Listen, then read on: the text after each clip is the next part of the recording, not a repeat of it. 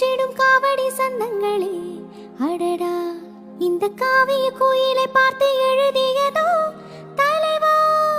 புன்னகை சிந்திடும் பூந்தமிழ் ஓவியமே கிளியே உந்தன் பூவுடல் பார்த்த பின் சிற்பம் வடித்தனரோ கனியே.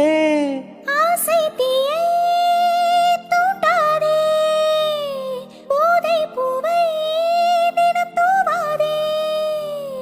அந்தியிலே வெள்ளி நிலா அள்ளித்தரும் சுகங்களே ஆயிரமே.